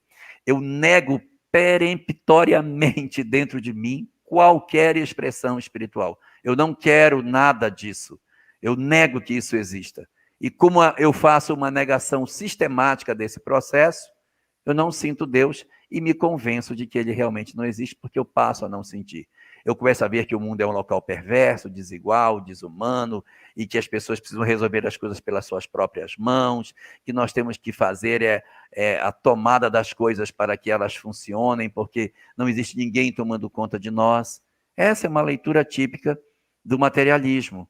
E, por conseguinte, as pessoas entram nesse estado de espírito e caem num psiquismo de revolta, que fecha as conexões com o espiritual, e eu passo a ter uma leitura do tipo, é isso mesmo, o mundo é injusto mesmo e acabou-se. Ao invés do outro, que diz assim, mas se está acontecendo isso, tem uma razão. Porque Deus nos ama tanto. Se isso está acontecendo, tem alguma razão maior para que isso esteja acontecendo. E por esse motivo, a gente começa a ver novos desdobramentos para aquilo que a lei de Deus nos coloca. Olha só, gente, eu sei que às vezes são muitas essas perguntas que nos chegam. Então, assim, eu queria pedir paciência para todo mundo. Às vezes a gente não consegue trazer a pergunta que você fez, mas tenha paciência. Na medida do possível, a gente vai vendo que algumas pessoas não conseguem ter a resposta, mas olha só, nós somos mais de 1.500 pessoas acompanhando a gente aqui agora ao vivo, e são muitas as perguntas. Mas com paciência, a gente vai fazendo uma triagem aqui, vai tentando buscar. Inclusive, eu estava querendo apresentar uma pergunta aqui, mas a pergunta já sumiu, porque ela vai descendo aqui, né? E assim, se a gente não conseguiu trazer a pergunta agora, tem o Pinga-Fogo da semana que vem. E a paciência do Jorge em responder. Depois, amanhã, a gente faz uma triagem, coloca aqui as perguntas como hoje. A gente trouxe algumas perguntas que não foram respondidas na semana passada. Mas eu queria pedir a você que tenha paciência. E as obras básicas, o Livro dos Espíritos, né, Jorge? São 1.019 questões, em que Allan Kardec fala de tudo. Muitas coisas que o Elahá está trazendo aqui, a gente vai encontrar respostas lá. Então, assim, na medida do possível, eu só queria pedir a paciência de vocês. A ideia é a gente esclarecer, e a gente já está no programa de número 21. muitas perguntas comentadas aqui hoje pelo Jorge foram também faladas em edições anteriores. A gente está até com um projeto diferente que o Jorge propôs essa semana. Tem 2 pessoas que o Jorge pediu para que colhesse as perguntas, depois a gente vai colocar lá na descrição do vídeo para poder facilitar a localização da pergunta e da resposta para consulta no futuro. Mas é isso, Jorge, a gente está caminhando para o final, né? A gente vai para aquela prece que você faz, sempre no final, que o pessoal gosta muito, e eu queria que você fosse, gosta muito assim, é que você ajuda a gente a se conectar com Deus, tá? Não é exaltação, não, mas que você fizesse as palavras finais e fizesse a prece para nós. Tá bom. Nossa live de hoje falou muito sobre vida imortal, sobre imortalidade, sobre o mundo espiritual. É muito importante que a gente realmente estude sobre todas essas coisas. Mas é muito importante que a gente compreenda o que significa conhecer essas coisas, para que os atrativos do mundo físico não sejam suficientes para nos tirar da rota. O mundo material possui inúmeras formas de nos seduzir, mas a gente precisa estar consciente do que significa saber o que a gente sabe. Porque cada um daqueles que conhece aquilo que o Espiritismo apresenta para nós, possui um poder transformador extraordinário. O conhecimento que nós somos portadores dá a cada um de nós a condição de sermos transformadores da Terra, de sermos os elementos que vão contribuir de maneira efetiva para a construção da nova sociedade que precisa nascer do nosso planeta.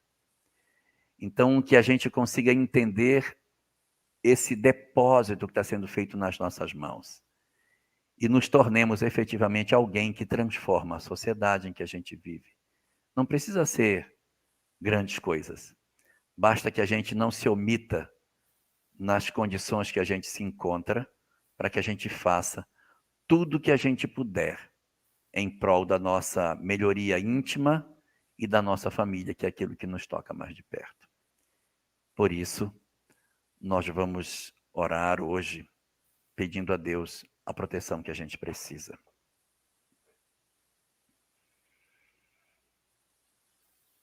Senhor das nossas vidas, no silêncio da noite que nos permite entrar em contato com a Tua presença divina, nós queremos Te rogar pela nossa família. Nós queremos Te rogar por aqueles que Tu nos ofereceste, para serem os nossos companheiros de toda uma existência. Desce, Senhor, as Tuas bênçãos sobre todos aqueles que Tu nos ofereceste, na condição de irmãos nessa existência física. Que o Teu amor se derrame por sobre todos eles, apoiando e iluminando as suas decisões e garantindo aos nossos irmãos a lucidez necessária para que decidam com acerto sobre os rumos de suas vidas. Protege de igual forma os nossos irmãos desencarnados que já partiram para o mundo espiritual e que de lá volvem quando necessário para ajudar a todos nós que aqui ficamos. Que Tu te lembres, Senhor, de nos ajudar a pedir por eles. Não deixa que esqueçamos dos nossos irmãos desencarnados, mas acende sempre a lâmpada da lembrança em nossos corações, para que possamos rogar por todos eles. Protege os nossos cônjuges, encarnados e desencarnados, os nossos ex-companheiros, aqueles que nos feriram, que nos machucaram, pelas suas opções de conduta e de sentimento. Onde quer que eles se encontrem, que Tu os abençoes também, Senhor. Nos ajuda a tirar a mágoa e o desamor dos nossos corações e vê-los como irmãos simplesmente, que tropeçaram em pedras que nós também poderíamos ter tropeçado. De igual forma, abraça carinhosamente os nossos cônjuges, que dividem conosco a existência, que dividem as nossas alegrias e as nossas tristezas, que sabem das nossas profundas angústias e das limitações que possuímos dentro das nossas almas. Ajuda-os para que eles também tenham paciência conosco em nossos momentos de fragilidade, nas nossas horas de crise. Abençoa os nossos filhos desencarnados, que já partiram para o mundo espiritual e que nos aguardam para se juntarem a nós na grande festa do reencontro das almas que se amam. Que os nossos corações sintonizados aos deles possam garantir a nós a serenidade que nos falta para entender, Senhor, que a vida continua sempre. Protege o nosso lar, Senhor. Abençoa as entidades espirituais que participam do nosso ambiente doméstico e acolhe carinhosamente aqueles que estão vinculados às nossas mentes pelos processos obsessivos, pelas loucuras que cultivamos. Abençoa todos nós, mas, fundamentalmente, essencialmente, deita as tuas bênçãos sobre os nossos pais, Senhor. Torna as nossas almas de joelhos diante deles, para que lhes agradeçamos as oportunidades que eles nos concederam, diante de tantos convites que a vida lhes fez, para que abandonassem os seus compromissos e nos largassem à própria sorte. Eles decidiram que nós nasceríamos, Senhor, e isso bastou. Não nos importa se cuidaram de nós ou não. Não nos importa se nos abandonaram ou não.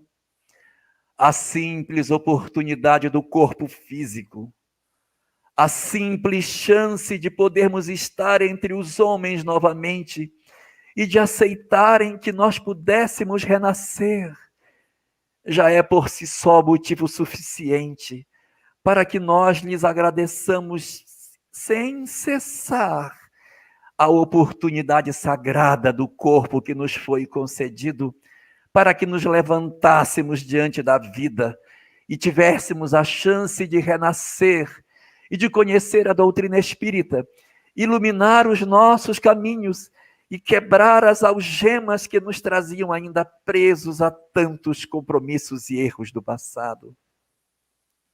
Se os nossos pais nos abandonaram, misericórdia sobre eles, Senhor.